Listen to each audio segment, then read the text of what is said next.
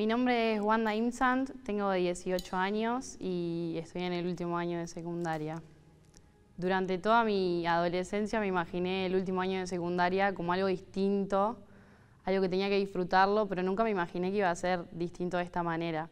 Creo que lo que todo adolescente quiere es llegar al último año de secundaria, no sé si para decir lo terminé, me quiero ir, o para disfrutar de todas las cosas que se vienen. Y fue muy distinto. Fui solamente una semana a la escuela. Creo que nunca llegué a entender que estaba en quinto año. Creo que yo siento que sigo en vacaciones. De hecho, cuando informaron que íbamos a tener 2 semanas de cuarentena, dijimos, genial, un break. Siguen las vacaciones, vamos a disfrutarlo. Y después se iban o sea, era cada vez peor. Como que nos estábamos dando cuenta de que no iba a durar poco. Nosotros siempre hacíamos chistes de, bueno, el COVID está en China, acá no va a llegar jamás. Pero nunca nos imaginamos que podía llegar a estar en Argentina o en Rafaela. Al principio, cuando nos enteramos que hubo el primer caso de COVID en Rafaela, que fue en mayo más o menos, dijimos, bueno, es uno solo, es aislado, es porque una persona viajó, volvió, está en su casa, no va a mutar el virus, no se va a enfermar más nadie. Creo que ahí estuvimos como en una meseta de tranquilidad en la que dijimos, bueno, pronto vamos a poder volver a la vida normal. Se mantuvo un tiempo, después cuando terminó la cuarentena obligatoria, que pasó a ser el distanciamiento preventivo, dijimos, ya está. Yo dije, voy a poder ver a mis amigos, voy a poder ir, los voy a poder abrazar. Y así fue. Me junté con mis amigos y no existía ni el barbijo, ni el distanciamiento, ni mucho menos el alcohol en gel. Creo que lo único que existió fue un abrazo cálido de decir, siento a la otra persona, estoy con la otra persona, que era algo que extrañaba muchísimo. Después, cuando abrieron los bares, dijimos, bueno, vamos a poder salir, vamos a poder juntar con gente. Así fue. Fue un tiempo en el que nos sentimos que éramos inmunes, que no nos íbamos a contagiar. Los casos seguían aumentando, pero nosotros seguíamos bien. Personalmente yo estaba como que, bueno, yo no voy a agarrar COVID. ¿Por qué? Uso barbijo, salgo, a la hora que hay que volver, vuelvo. Pero después se fue acercando muchísimo más, hasta que en un momento empecé a ver cómo gente de mi alrededor se contagiaba. Y fue como un clic en mi cabeza que me dijo, vos también te puedes contagiar. Entonces empecé a quedarme más en mi casa, me aislé sola unas 3 semanas, hasta que en un momento, como estaban las reuniones familiares permitidas, nos juntamos con nuestra familia. Pasamos un día re lindo y al día siguiente nos llaman y nos dicen que había un integrante de nuestra familia que tenía síntomas. Entonces yo dije, ¿qué hago? Le avisé a la gente con la que yo me había visto antes, que eran un par de amigas, nos aislamos y a los días empezaron a estar los síntomas. Y dije, me tocó a mí y le tocó a toda mi familia. Transitamos un periodo bastante difícil porque si bien había gente de riesgo y adultos, era más el miedo de no saber qué te iba a pasar. Era decir, ¿qué síntomas voy a tener? ¿Me voy a sentir mal? ¿Voy a estar bien? ¿Voy a ser asintomático? Y creo que la incertidumbre también fue algo que nos dio temor, pero a la vez nos ayudó a seguir adelante. De decir, podría ser peor, hay que meterle ganas, hay que seguir. Y así transité esas 2 semanas, igual que mi familia, en la casa de mi madrina aislada, porque yo no podía ir a mi casa porque mi mamá era de riesgo y ella no se había contagiado. Entonces como que había que priorizar su salud. Fueron 2 semanas bastante difíciles, porque sentí que volví a estar al principio de la cuarentena. Al principio, cuando no podía salir, cuando no había nadie en la calle, pero yo sí veía gente en la calle. Yo veía cómo la gente se seguía juntando, cómo mis amigos la seguían pasando bien, igual que yo la estaba pasando bien, pero yo me tenía que quedar en mi casa y ya no tenía más nada para hacer. Había días que cocinaba, ejercicio no podía hacer porque el cuerpo en ese momento no me daba para hacer ejercicio, era un dolor muscular de a ratos o constante que me hacía agitar yendo de la cama al comedor. Entonces me ponía a cocinar, me ponía a leer, me ponía a pintar, pero llegaba un momento en que me aburría. Me iba a acostar, me aburría de estar acostada. Me dolía la cabeza, sentía un montón de sensaciones en el cuerpo que no había sentido antes con ninguna gripe o con ningún otro tipo de enfermedad. Y era la incertidumbre de no saber qué iba a pasar. Y es el miedo también del otro. El miedo que te da a contagiar al otro, porque vos no sabes cómo puede reaccionar el cuerpo del otro. Entonces, desde ese momento también empecé a cuidarme el triple. Usaba el barbijo todo el tiempo, antes me lo olvidaba. Yo creo que este año fue muy distinto. Creo que nadie se esperaba que sea así. De hecho, tenía muchísimos proyectos yo en este año. Se suponía que tenía que cerrar muchísimos ciclos, pero al abrir otros nuevos, o sea, a la vez tenía que abrir nuevos. Y creo que no pude concretar ninguno. Fue un año muy raro, fue un año en el que experimenté muchísimas sensaciones que no sabía que podía sentir. Fue un conjunto de emociones que me hacían sentir rara. A veces me sentía mal y no sabía por qué. A veces no tenía ganas de hacer nada y no sabía por qué.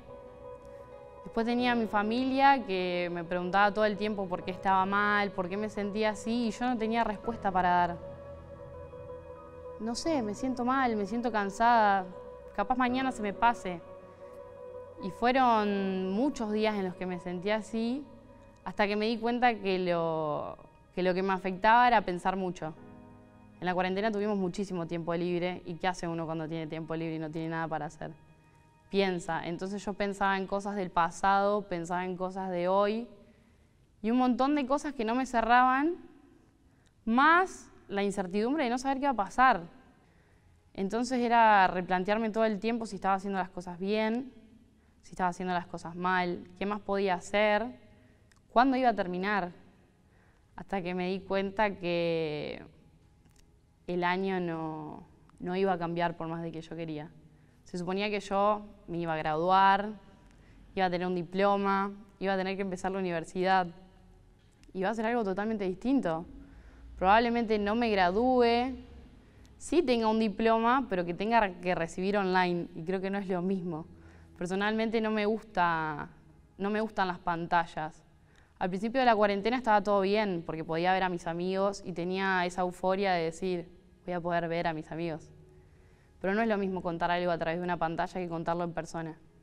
Entonces eso se fue desgastando y se fue deteriorando con el tiempo, y ya no tenía más ganas de hacer videollamada.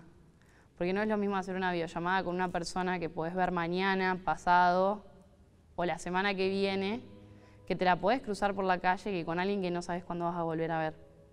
Entonces fue una serie de cambios muy grande, no solo para mí, sino para todo mi círculo interno, ya sea familiar o amigos, porque todos nos tuvimos que adaptar a cosas que no estábamos acostumbrados a hacer. A lo primero que me tuve que adaptar fueron a las clases virtuales. Creo que fue un karma para todos, no solamente para alumnos, sino para profesores.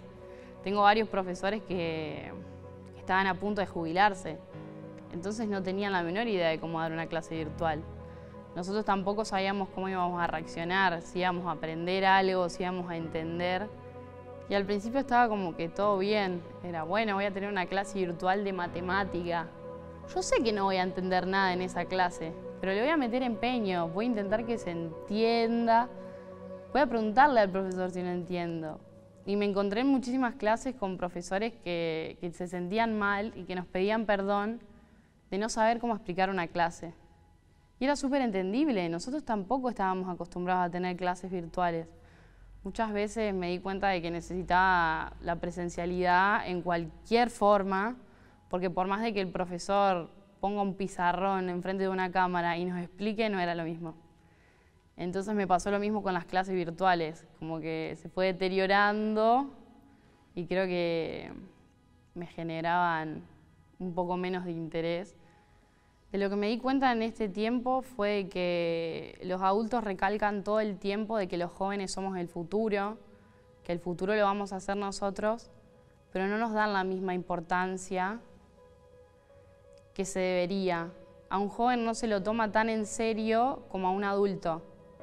Está perfecto, tenemos menos experiencias, pero muchas veces tenemos argumentos muchísimo más sólidos que puede tener un adulto de cualquier tema. A veces tampoco entienden nuestra estabilidad emocional. ¿Por qué vos siendo joven te vas a sentir mal, te vas a sentir estresado si no tenés una casa con la que cargar, no tenés un trabajo, no tenés hijos que criar? Y es como que no tengo todo eso, pero tengo muchísimas otras cuestiones y temas que retumban en mi cabeza como adolescente y que no sé cómo manejar. Transité por un montón de sensaciones y pensamientos que me cambiaron mi mirada muy fuertemente, no solo hacia mi persona, sino hacia los demás. Tenía muchísimo tiempo para pensar, entonces me ponía a pensar en cada actitud que tenían los integrantes de mi familia o mis amigos. Entonces me di cuenta de que hay un montón de cosas a las que no le damos importancia. A veces uno se siente mal y es como que, bueno, ya se te va a pasar. Y a veces no es esa la respuesta.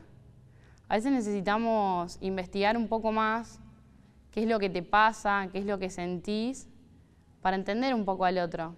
Entonces, cuando entendí bien lo que me pasaba a mí, que era un no saber qué me pasaba básicamente, porque eran un montón de emociones que me generaban un algo adentro que no sabía qué era, entendí que también el otro puede tener ese algo, puede sentirse mal sin saber por qué. Y también en el entorno de profesores, por ejemplo, me pasó personalmente que le hablé a un profesor para decirle que no había hecho tal trabajo porque me sentía mal, porque no estaba bien ni personalmente ni psicológicamente y que necesitaba tiempo. Y lo que más me impactó fue su respuesta. Él me dijo que estaba perfecto, que me entendía, porque él también lo estaba pasando. Y el entender que al otro, por más de que sea adulto, le puede pasar lo mismo que a mí, fue como un gran golpe de decir, ¿cómo no me fijo en el otro? Creo que lo que más cambió fue el contacto físico. Siento que no es lo mismo ver una persona a través de una pantalla o de lejos que verla y abrazarla como solía ser. Yo era una persona que automáticamente cuando saludaba a alguien lo abrazaba. Para demostrar cariño, afecto o para demostrar que te extrañé. Y creo que cambió muchísimo eso. Me sigue costando todos los días ver a ciertos familiares o a ciertos amigos que no puedo abrazar. Y es como un vacío que tengo adentro, que es como esa necesidad de abrazar al otro. Como que necesito expresar lo que siento a través del cuerpo. Y es muy difícil, más que todo con ciertos familiares que son de riesgo, que todavía hay un montón de gente que todavía no salió desde su casa desde marzo. Y creo que eso también cambia mucho, no solo el pensamiento de esa persona que se quedó en su casa, sino del otro, de cómo ver que hay distintas realidades y cómo los jóvenes a veces no nos damos cuenta de eso. Yo cuando se dio esta semi-libertad que pude ver a mis amigos, no usaba barbijo. Yo me veía con mis amigos y tomábamos mate, del mismo mate, nos abrazábamos. Era como que todo lo mismo. Y a veces no me ponía a pensar en esa gente que todavía no pudo salir de su casa desde marzo. Me encantaría que se termine. Quiero volver a disfrutar todas esas cosas que sentía o que capaz no valoraba cuando estaba libre. Quiero poder salir al parque con mis amigos, quiero poder salir a un boliche, quiero poder ir a un bar tranquilamente sin usar el barbijo. Quiero que todo se termine. Entendí un montón de cuestiones. De que el virus se contagia muy rápido. Pero creo que no todos lo entendieron. Porque sigo teniendo amigos o conocidos que se juntan sin barbijo, salen sin barbijo, cosas que yo también hacía al principio, porque pensé que ya estaba, pensé que estábamos cerca de esa libertad, pero creo que ahora hay que tomar el doble de precauciones y creo que tenemos que entender que no es joda lo que está pasando. Al principio no tenía miedo, porque pensaba que era algo que no nos iba a tocar a ninguno. Era como que, bueno, iban a ser casos aislados. Después, cuando empezaron las restricciones de absolutamente todo, me generó ese miedo de no saber qué iba a pasar o si me llegaba a tocar, cómo lo iba a transitar mi cuerpo, cómo lo iban a transitar los cuerpos de mis familiares, de mis amigos. Al ser algo nuevo, nadie sabía qué iba a pasar. Entonces, ese fue el miedo mayor y el principal, el de la incertidumbre. Tenía miedo de no saber cómo iba a estar yo mentalmente en un futuro. Cómo iba a tomar todo esto que transitamos. Si iba a decir, bueno, fue una vivencia, algo que vamos a contar riéndonos el día de mañana, o si lo vamos a contar como algo trágico. Creo que todos deberíamos tener ese clic de madurez, sea ahora o sea mañana, para entender que no es necesario estar contagiado o tener a alguien cercano contagiado para darnos cuenta que no es una joda, que es algo que le pasó a muchísima gente, que padeció y que sufrió muchísima gente. Entonces creo que los jóvenes, más que todo de mi edad o de mi entorno, deberíamos entender que estamos a un paso básicamente de la adultez, entre comillas. Yo creo que al principio de la cuarentena no tenía el mismo pensamiento que tengo ahora. Creo que sí, fue un paso madurativo muy grande que capaz tuve que tomar de golpe. Pero me siento orgullosa de haber entendido que lo que está pasando es real.